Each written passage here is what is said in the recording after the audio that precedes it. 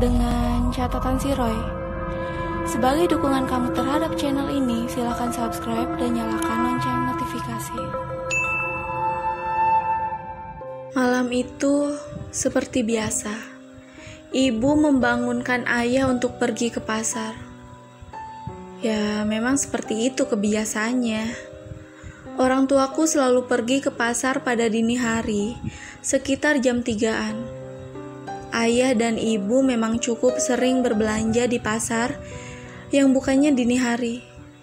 Kira-kira 3 atau 5 hari dalam seminggu, mereka ke sana untuk berbelanja kebutuhan pokok keluarga kami. Dini hari itu pun sama.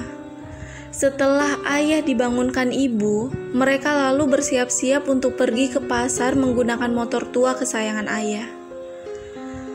Ayah dengan setengah mengantuk mengeluarkan motor dari dalam rumah, lalu berangkatlah mereka. Tidak ada yang aneh. Sepanjang perjalanan ke sana, jalanannya sepi, seperti biasa. Hanya ada 1 atau 2 mobil yang terlihat di sana. Perjalanan dari rumah kami ke pasar itu tidaklah begitu jauh. Apalagi dengan kondisi malam hari. Cukup 10-15 menit saja waktu yang mereka butuhkan untuk sampai ke sana. Jika kalian bertanya, kenapa orang tuaku pergi ke pasar pada dini hari? Jawabanku sederhana saja. Karena di pasar yang buka dini hari, itu harga-harganya jauh lebih murah daripada jika mereka membeli kebutuhan pokok pada pasar tradisional yang dekat dengan rumah kami. Apalagi supermarket. Jauhlah dari jangkauan orang tuaku pada saat itu. Akhirnya, sampailah kedua orang tuaku di pasar itu. Seperti biasanya, bapakku parkirkan motornya, lalu berjalan mengikuti ibu. Sampai sini tidak ada yang aneh. Hingga pada saat semua belanjaan telah terbeli, hanya kurang 1 macam lagi. Ayam. Iya, ibuku hendak membeli ayam pada hari itu. Berjalanlah mereka ke tempat penjual ayam. Karena penjual ayam itu dekat dengan parkir motor, bapak pun izin dengan ibu untuk menunggu ibu di motor saja. Ibu pun mengiyakan. Berjalanlah bapak ke tempat parkir motor sambil membawa belanjaan ibuku. Jadi ibu tidak perlu repot-repot lagi membeli ayam dengan membawa belanjaannya yang berat. Sesampainya di parkiran motor, bapakku mulai heran. Dia tidak lagi melihat jajaran motor yang banyak seperti dia datang di awal tadi. Dia hanya melihat motor tuanya saja.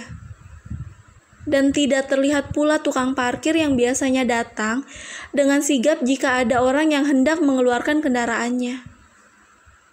Selagi bapakku terdiam duduk di atas motor, tiba-tiba dari arah belakang, ibuku langsung menaiki motor sambil berkata, "Cepat pak, cepat, ayo jalan, ayo jalan." "Loh, ada apa bu? Ayamnya sudah dapat." "Sudah pak, ayo jalan pak, ayo." Bapak pun langsung menjalankan motornya. Di jalan ibuku bercerita. Saat selesai dia membeli ayam, dia melihat di sekitarnya tiba-tiba pasar menjadi sepi. Tidak ada 1 orang pun yang dia temui. Waktu dia menoleh lagi ke arah penjual ayam, ibuku sangat terkejut.